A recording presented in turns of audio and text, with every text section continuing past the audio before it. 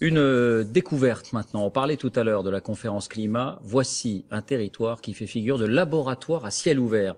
Il s'agit des îles Orcades, en Écosse, 20 000 habitants, et une terre magnifique et sauvage qui produit, sans polluer, plus d'énergie qu'elle n'en consomme. Les recettes de l'archipel des Orcades, envoyé spéciaux Loïc Delamornay, Christophe Aubert. Belles, les Orcades le sont assurément. Hospitalières, c'est moins sûr. À l'extrême nord de l'Écosse, ce petit archipel ne semble avoir pour toute richesse que deux éléments, la mer et le vent.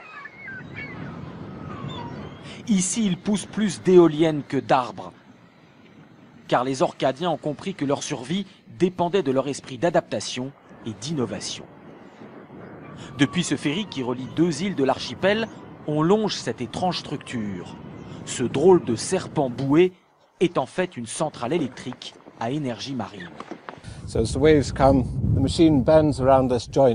Au gré des vagues, cette machine se tord. Ses joints s'étirent et se compressent comme une pompe à vélo, et ça envoie de l'huile dans un générateur qui produit de l'électricité. Rien qu'avec le mouvement du serpent provoqué par les vagues, cette installation révolutionnaire produit assez d'énergie pour alimenter 500 maisons.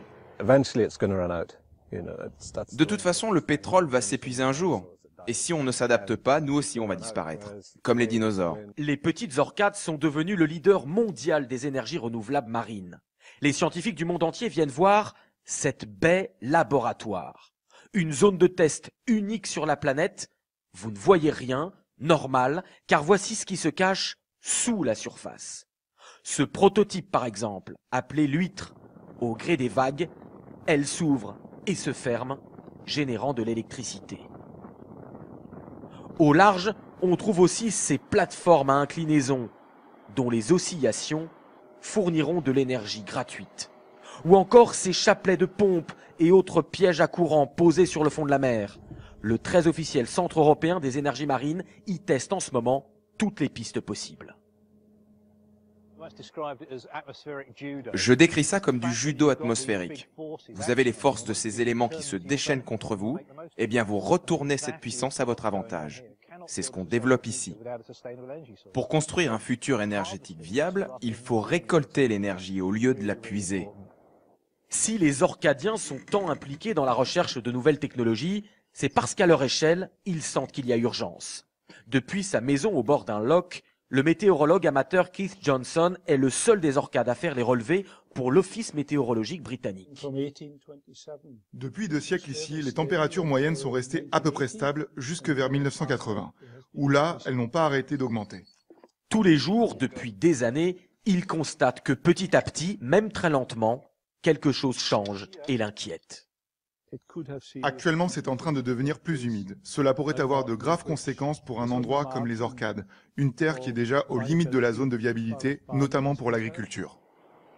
Et ici, les conséquences sont déjà préoccupantes. Même avec une légère augmentation de la température de l'océan, les stocks de poissons ont baissé ou se sont déplacés. Pareil pour le plancton. Résultat, les oiseaux des Orcades sont en danger, comme les footbassans. Certaines espèces ont même déjà quasiment disparu, à près de 90%. Face à cela, les 20 000 Orcadiens ont réagi.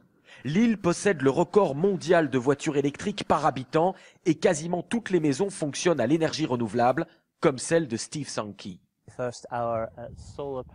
On a de l'énergie solaire, vous voyez, nos 2 panneaux sur le toit.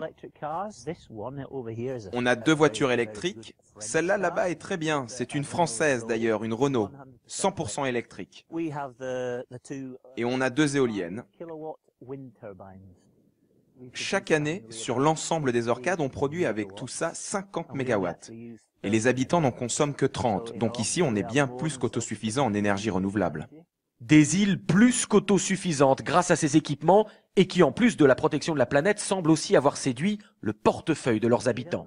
Dans ces régions froides où le chauffage coûtait cher, la quasi-totalité des familles a en moyenne divisé ses factures d'énergie par 4.